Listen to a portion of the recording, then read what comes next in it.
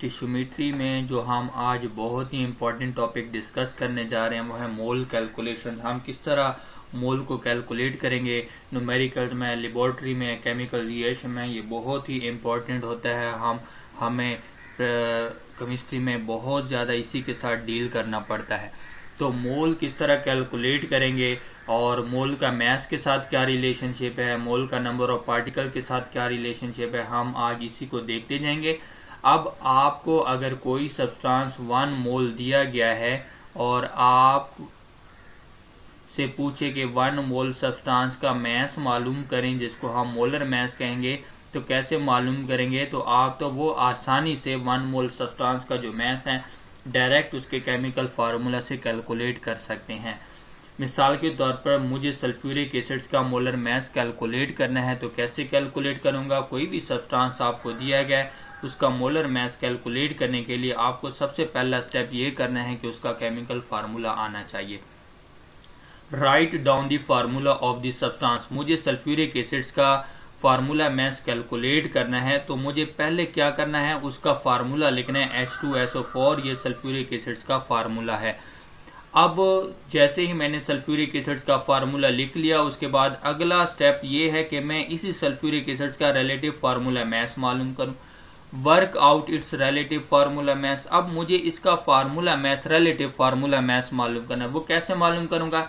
मुझे देखना है कि इस सल्फ्यूरिक एसिड में कितने एटम मौजूद हैं, कौन कौन से एटम मौजूद हैं। सारे एटम्स के रिलेटिव एटॉमिक मास को मैं प्लस करूंगा और जो आंसर आएगा वो सल्फ्यूरिक एसिड्स का रिलेटिव फार्मूला मास होगा।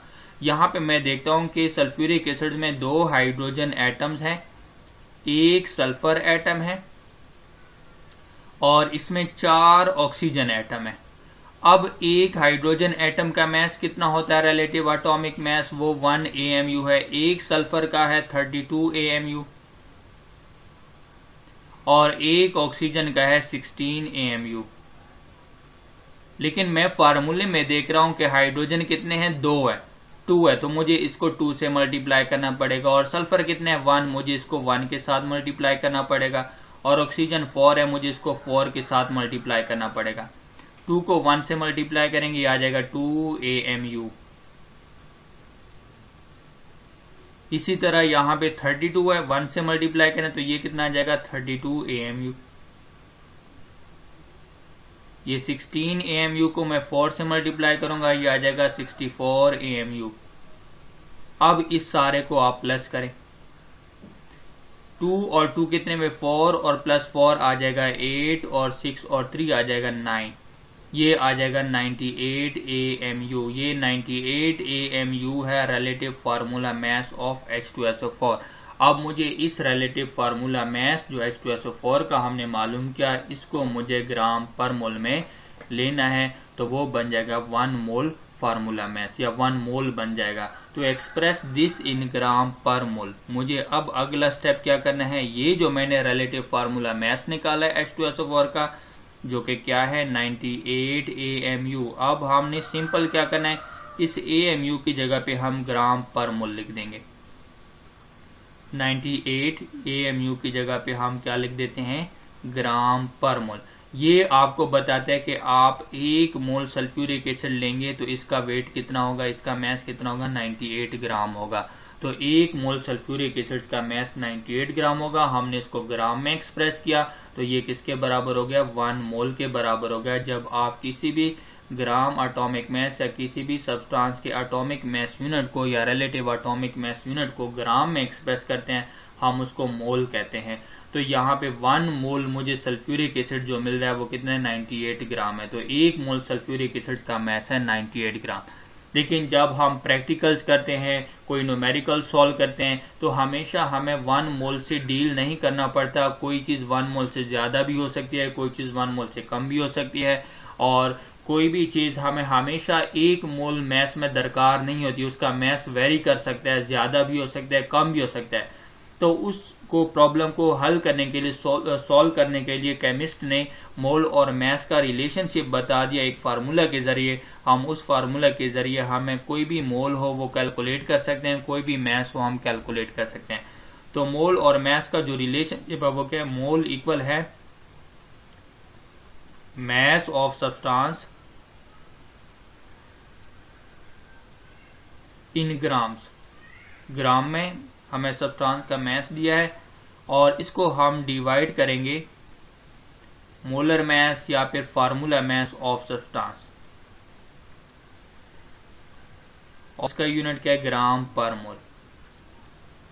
ठीक है, ये हम ग्राम पर मोल, जिस तरह हमने सल्फ्यूरिक एसिड्स का 1 मोल का मैस मालूम किया, आपने सारे एटम जो एलिमेंट्स मौजूद होते हैं किसी भी केमिकल फार्मूला में, उन सारों के रिलेटिव एटॉमिक मैस को ऐड कर लेना है और जो आंसर आएगा वो मोलर मैस होगा या फिर फार्मूला मैस ऑफ सब्सटेंस होगा। आप इस फार्मूले से हम देख सकते हैं कि आप मोल को इजीली कैलकुलेट कर सकते हैं। आपको कोई भी मैस दिया गया हो सब्सटेंस का, उसी मैस को आपने जो भी मैस दिया है या जो भी आपके पास मैस मौजूद है, उस सब्सटेंस के मैस को आप डिवाइड करेंगे, उस सब्सटेंस के मोलर मैस पर आपको मोल मिल जाएंगे। लेकिन अगर आपको मोल दिए गए हैं और मैस कैलकुलेट करना चाहते हैं तो आप मोल को मोलर मैस के साथ मल्टीप्लाई कर देंगे, वो आपको मैस ऑफ सब्सटेंस दे देगा। यानी इस फार्मूले से आप मोल भी मालूम कर सकते हैं और मैस भी मालूम कर सकते हैं, मोलर मैस भी मालूम कर सकते हैं। 3 वेरिएबल चीजें आपको दी गई हैं, इनमें से 2 आपको मालूम हो और तीसरी चीज आप आसानी से मालूम कर सकते हैं। ये रिलेशनशिप है मोल और मैस ऑफ सब्सटेंस के बीच में, हम इसके जरिए कैलकुलेट कर सकते हैं।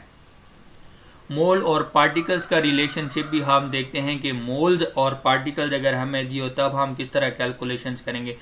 तो मोल का पार्टिकल के साथ क्या रिलेशनशिप है, मोल नंबर ऑफ मोल्स किस तरह निकालेंगे, हम देखते हैं नंबर ऑफ पार्टिकल्स, जितने भी पार्टिकल्स आपको दिए गए हैं, ये नंबर ऑफ पार्टिकल्स एटम भी हो सकते हैं, ये फॉर्मूला यूनिट भी हो सकते हैं और ये कोई मॉलिक्यूल्स भी हो सकते हैं। ठीक है, ये नंबर ऑफ पार्टिकल्स कोई भी आपको दिया, आप इसी नंबर ऑफ पार्टिकल्स को किस पे डिवाइड करेंगे, एवोगाड्रोस नंबर पे डिवाइड कर देंगे।